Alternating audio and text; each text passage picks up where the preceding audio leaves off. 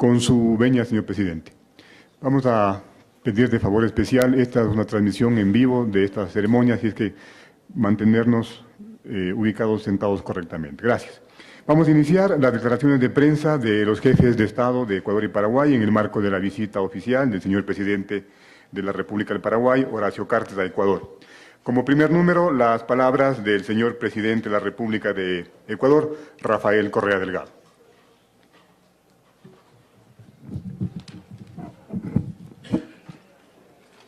Gracias.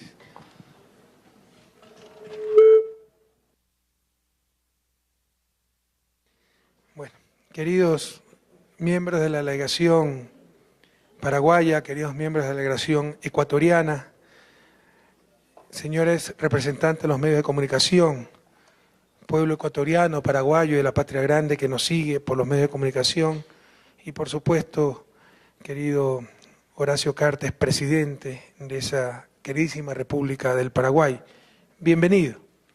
Un inmenso abrazo desde la mitad del mundo para el pueblo guaraní, en el corazón de América. La amistad de Ecuador y Paraguay es tan antigua como nuestras repúblicas.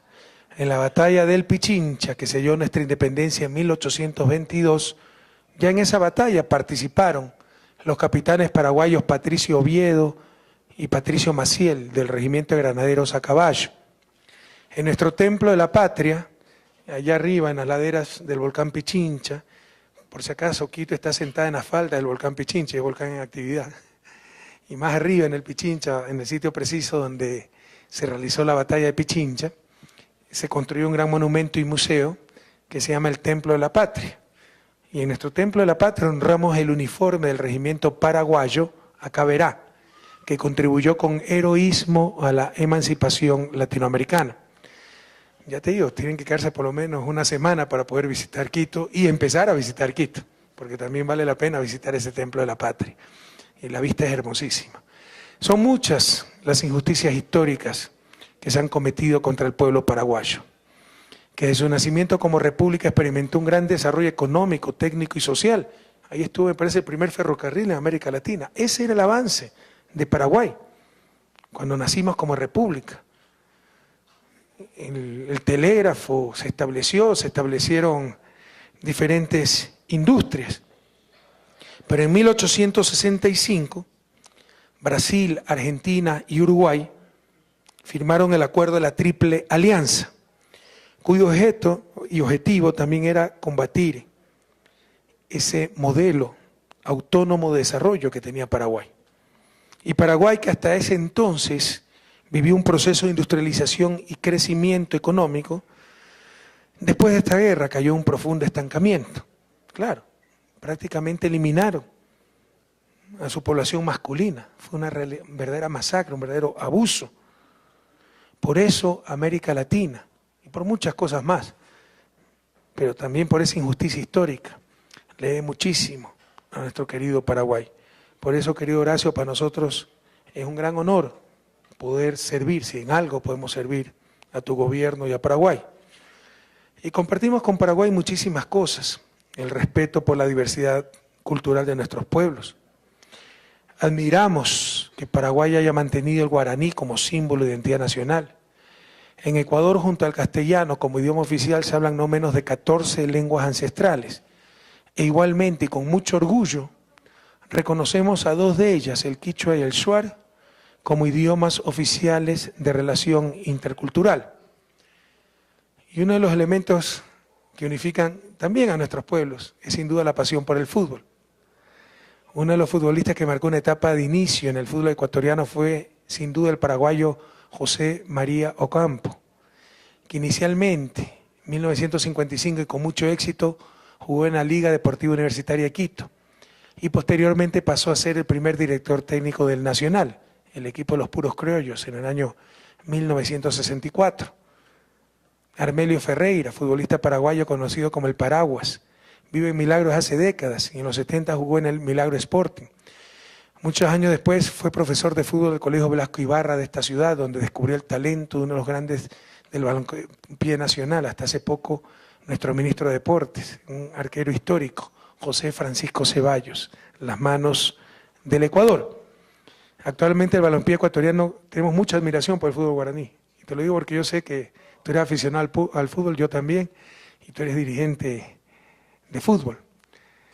Y el balompié ecuatoriano cuenta con grandes aportes guaraní.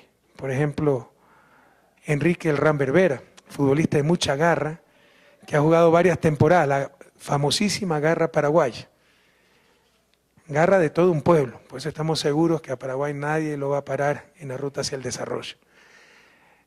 Futbolista de mucha garra que ha jugado varias temporadas en uno de los más importantes equipos de la capital ecuatoriana. El más importante es Emelec, pero entre los más importantes se encuentra la Liga Deportiva Universitaria de Quito.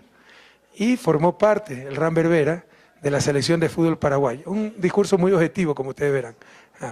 Otro de los jugadores también convocados a la selección guaraní es Fernando el Vikingo Jiménez. Ese sí que juega en el club más importante del Ecuador, el Club Sport Emelec. Ya más seriamente, querido presidente Cartes, Paraguay cuenta con todo nuestro apoyo en todo lo que podamos servirlos. Vamos a abrir la nueva embajada de Paraguay, perdón, igual que la de muchos países hermanos, en el Centro Colonial de Quito, en todo un programa que trata de revitalizar y recuperar ese centro histórico que durante muchas décadas fue abandonado. Así que le agradecemos mucho la disposición de Paraguay para venir al centro histórico con otras 6 embajadas más, e incluso con las Naciones Unidas, que ocupará un colegio muy antiguo que se llama el Colegio Simón Bolívar. Muchas gracias por visitarnos. En la visita del presidente Cartes, pues hemos intercambiado experiencias. Yo quiero decirle al pueblo ecuatoriano que Paraguay está asesorando desde hace muchos años a Ecuador. Empezó esta cooperación en el gobierno del presidente Fernando Lugo, por ejemplo, en materia agrícola y pecuaria, donde tienen muchísima más experiencia que nosotros, y particularmente en la ganadería de cárnicos. Aprovecho la oportunidad para agradecerte a ti, a tu gobierno y al pueblo paraguayo por esta solidaridad y esta cooperación. Y como nosotros llevamos un tiempo más en el gobierno que el presidente Cartes, tal vez nuestras experiencias te sirvan, como ya hemos hablado, el gobierno por resultado, el gobierno electrónico, la reorganización del Poder Ejecutivo, las leyes que sacamos para reorganizar el sector público y la sociedad en general, como por ejemplo la Ley Orgánica de Educación Superior, la nueva Ley de Servicio Público, que es considerada una de las mejores de América Latina. En todo caso, Paraguay sabe que cuenta con Ecuador, nuestros hermanos paraguayos saben que tienen a sus hermanos ecuatorianos. Ustedes deben estar seguros que se encuentran en casa, porque Ecuador es la patria grande, la patria de ustedes, la patria de todas y de todos los latinoamericanos. Bienvenidas, bienvenidos nuevamente y muchas gracias por honrarnos con su visita. Bienvenidos.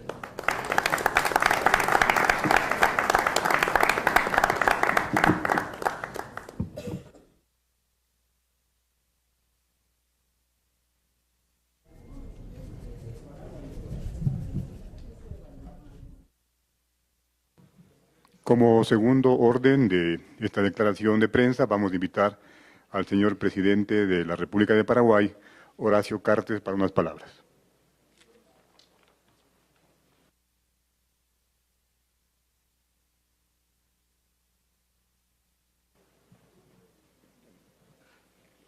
Excelencias, miembros del Gobierno de la República de Ecuador, miembros que me acompañan del Gobierno de la República del Paraguay, amigos de la prensa que nos permiten estar en contacto con la patria grande, como decía el presidente. Me es muy difícil exponer, apreciado presidente, porque lo único que me nace son palabras de gratitud. Tenía muchas ganas de hacer este viaje y procurando poner en términos que entendamos todo. Vi tus luchas, vi tus desafíos y hoy lo estamos intentando desde la República del Paraguay, los mismos desafíos que has tenido acá en tu querida República del Ecuador. Y estás adelantado en el gobierno electrónico, pero estamos siguiendo por convicción los mismos pasos que ustedes ya dieron antes.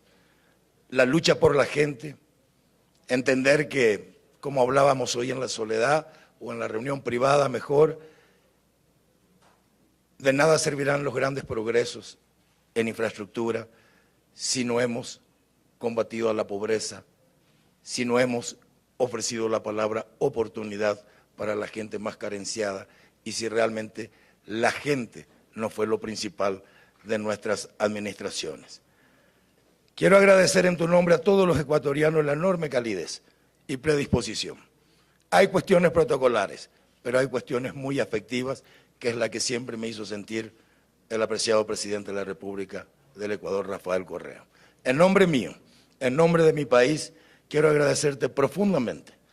Quise venir y tanto que quiero venir que el 4 estaremos de vuelta para la inauguración de nuestro edificio de Lunasur, que es en breve, en pocos días, pero me sentiría tan incómodo de no poder estar a pesar de una agenda un poco complicada que tengo, y con respecto al fútbol, ustedes saben que tuvimos tiempos mejores. Este mundial ya fueron ustedes quienes estuvieron más arriba, pero de vuelta en nombre mío y del pueblo paraguayo. Hoy fui condecorado por la alcaldía y esa condecoración, con toda sinceridad, la estoy sintiendo que condecoraron el pueblo paraguayo. Y decía hoy al alcalde, y te digo vos, presidente, que lo llevo como un enorme compromiso, de poner todo mi esfuerzo, toda mi dedicación, porque estoy seguro que somos más que en el propio vocabulario, no es un simple decir, no es protocolar, países hermanos, Ecuador y Paraguay. Nosotros lo sentimos, nosotros les agradecemos y vamos a estar poniendo toda la energía para que realmente esa distancia geográfica cada vez esté más cercana. Muchísimas gracias en nombre tuyo a toda la República del Ecuador. Muchas gracias.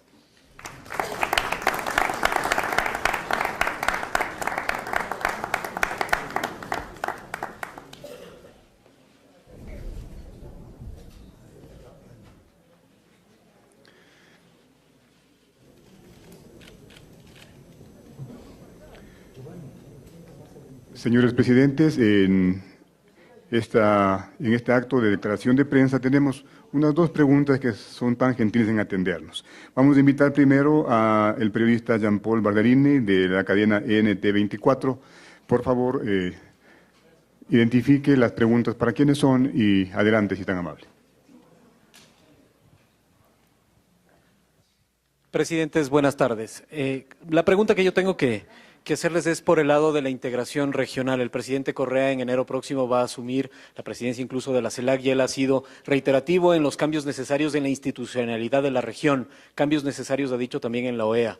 ¿Cuál es su postura en este llamado del gobierno del Ecuador para hacer cambios muy profundos, sobre todo en el tema del sistema interamericano de derechos humanos? Y el presidente Correa, precisamente desde la CELAC y la integración, ¿cómo poder lograr esa conjunción de ideas que todavía parece que no logra que todos los países se sintonicen en esos cambios? Gracias. Es una pregunta difícil para el presidente Carter. Para mí no es tan difícil, pero respetamos mucho la posición de cada país, pero claramente hemos mostrado nuestra inconformidad con la actual institucionalidad de la OEA y de derechos humanos. No tengo por qué tener miedo de expresar lo que decimos. Tener una Comisión Interamericana de Derechos Humanos en Washington, cuando Washington no ha ratificado el Pacto de San José. De hecho, no ha ratificado ningún instrumento interamericano de derechos humanos. Ecuador ha ratificado todos.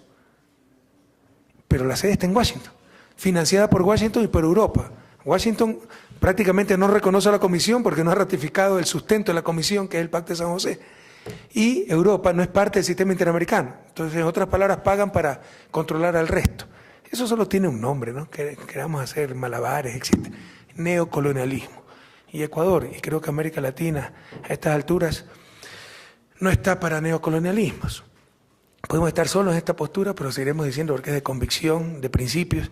Por ahí veo que han buscado refuerzos con las Naciones Unidas y esas cosas, ¿no? Para defender sus espacios, porque esto también es una burocracia que tiene su propia agenda, que quiere estar sobre los estados, que no quiere control de los países, cuando dependen de nuestros países. La máxima autoridad de la OEA es la Asamblea, conformada por representantes de los respectivos estados.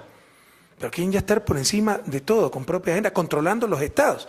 Entonces, tampoco podemos aceptar esas injerencias en nuestras soberanías. Y ustedes saben que son injerencias selectivas, porque a nosotros se nos critica todo. Yo tengo más demanda en la CIDH que Pinochet. Y a otros no se les critica nada, depende de cuán dóciles son, cuán alineados, etc. Les pongo un ejemplo. Cuidado, que no quiere decir con esto que se trate de docilidad, sino para que vean cómo es selectivo este asunto. En la última denuncia que tuvimos sobre la explotación del Yasuní, nuestra decisión soberana, nos llevaron a la CIDH.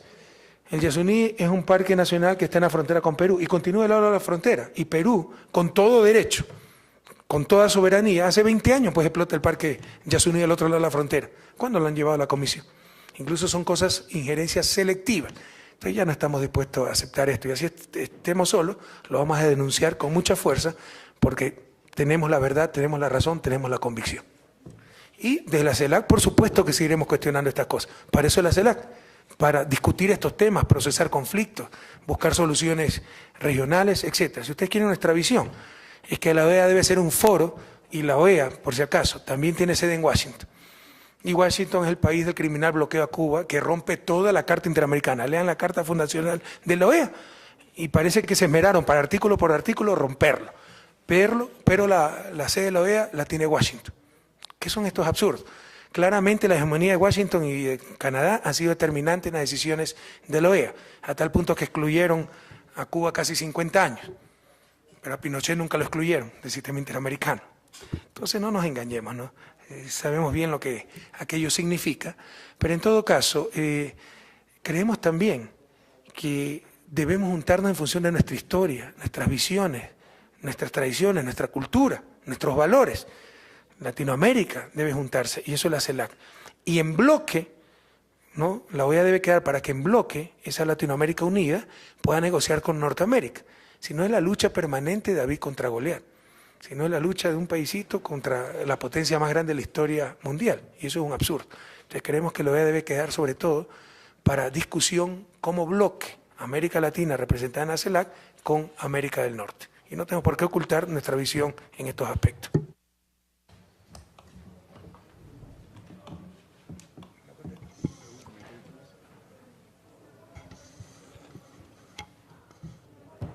Estoy seguro que la palabra que ya no podemos obviar es de estar unidos. Día antes de venir para acá había una reunión de expresidentes en Asunción y era un poco el tema si es posible que los países nos podamos manejar en forma independiente en el día de hoy. Cambios de culturas pueden llevar muchos años. Lo que ya no podemos es estar tomando como opción si nos vamos a manejar solo o la región como países hermanos y países unidos. Muchos cambios llevarán mucho tiempo. Lo que no podemos es dejar de entender que los países, estando unidos, vamos a crear institucionalidad. Mientras seamos frágiles en institucionalidad, siempre estaremos con indicaciones de qué debemos hacer o no hacer. Yo creo ciegamente, y si algo me movió en venir acá hoy al Ecuador, es en la seguridad de que tenemos que dejar de perder el tiempo en buscar los acuerdos, los entendimientos entre países que ya no sean más hermanos simplemente de protocolo y de palabras. Nos sobran razones en historia, en momento y en realidad para que los países, como hoy estábamos hablando de algunos temas que son seguridad, tenemos modelos tan parecidos, acá ya lo están haciendo mucho mejor, sistema 911, el ECU 911 acá, nos queda mejorar lo nuestro, todas las puertas abiertas aparte de Ecuador, bueno, queremos llevar eso. En educación, problemas transversales, a pesar de la necesidad de escuelas y colegios, debemos cerrar colegios y escuelas. Acá ya se percataron antes, necesitamos menos y con más calidad. Yo no me obsesionaría en quedar en puntos donde solamente haya diferencia. Para mí, lo que nos debe catapultar y nos debe unir muy fuertemente es las coincidencias, que es lo que sobran. Si algo nos sobra, son atractivos a estos países de nuestra región.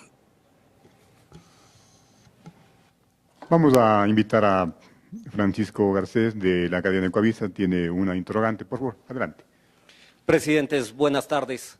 Para el presidente Cartes, usted ha hablado, se ha referido desde que llegó acá a Quito el día de ayer de la necesidad de su gobierno, la necesidad suya de aprender de los pasos dados tanto por el presidente Correa como por supuesto por su gobierno.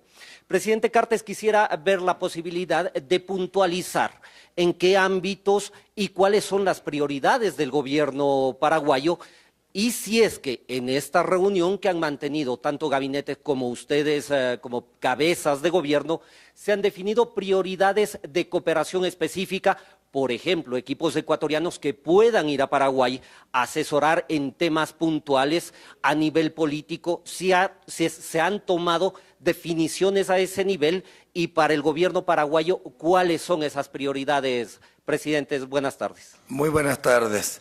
De hecho, ya hay delegaciones que están trabajando, por ejemplo, en el campo energético. Creo que llevan 2 o 3 años que ya están yendo al Paraguay, en donde sí tenemos represas que realmente es hasta hoy la mayor generadora de electricidad del mundo, la represa de Itaipú.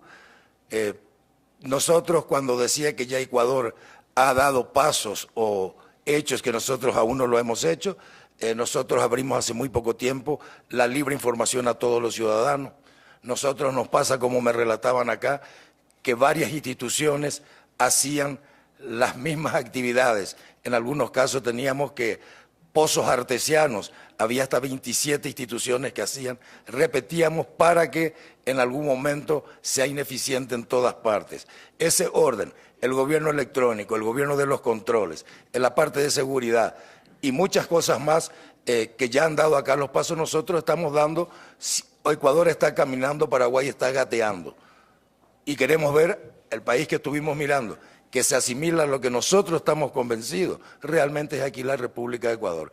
Y en la parte de educación estamos iniciando pasos que Ecuador ya ha dado también. Y en la manera que nos mantengamos en forma permanente comunicados, iremos viendo un montón de aspectos. Mencionaba en la parte de ganadería. Sí, hemos evolucionado en los últimos años, tanto en el hato ganadero, en la parte genética, donde le podamos ser útil. Lo que no debemos ya tener son obstáculos de tener permanente comunicación y cambio de conocimientos. No sé cuántos puntos más hay que yo podré estar olvidando, pero son varios los puntos que se han estado acordando de mantener en forma permanente el intercambio de conocimiento y ayuda entre los dos países. ¿Algún comentario, señor presidente? ¿No? Perfecto. ¿Sí, usted? A la pregunta que hizo el periodista, ¿algún comentario adicional? Se lo hizo el presidente Cartes. Pero en todo caso, ya la colaboración viene desde hace varios años, como lo mencioné en mi intervención. Paraguay nos ha dado mucha asesoría en cuanto a agricultura, ganadería, varias misiones del Ecuador han ido, agrocalidad. Ellos tienen muy desarrollada la ganadería de carnes, que es una de las grandes oportunidades que tiene el país. Para esto teníamos que liberarnos de la fiebre aftosa y prácticamente ya estamos liberados. Entonces podemos aprender mucho de Paraguay. También a nivel de generación de energía hidroeléctrica, Paraguay tiene Itaipú, ¿no? 18.000. Miren, la más grande nuestra, que va a ser inaugurada en 2016, es Coca-Cola Sinclair con 1.500 megavatios de potencia. Itaipú genera 18.000 megavatios de potencia. Entonces tiene una gran experiencia, también nos han asesorado al respecto. Y nosotros podemos tal vez compartir nuestras experiencias en esta ya algo larga trayectoria del ejercicio del gobierno, como decíamos, con la reorganización del Poder Ejecutivo, el gobierno por resultados, el gobierno electrónico. Queremos ir a una nueva etapa, que es el gobierno inteligente, anticiparnos a las necesidades de la gente. O sea, el niño que nace ya tenga su cédula de identidad, de acuerdo a donde vive, ya tenga asignada su cupo en la educación inicial, en el colegio, la madre que sepa que tiene que ir tal día al médico para la primera revisión, para las vacunas, etcétera. El gobierno inteligente que se anticipa a la necesidad de los ciudadanos. Entonces, en estas cosas que, como decía Horacio, tenemos un poco más de camino recorrido y podemos compartir nuestras experiencias. Y le decía, no solo nuestros aciertos, sino los múltiples errores que también hemos cometido para que ellos lo puedan evitar sin los costos que nosotros tuvimos que enfrentar, pues siempre pueden contar con nosotros. Pero ya esa cooperación se ha iniciado hace varios años y con esta visita se profundizará aún más. Señores presidentes, señores ministros de los dos estados, agradecemos su compañía y damos por concluida esta declaración de prensa. Una buena tarde a todos.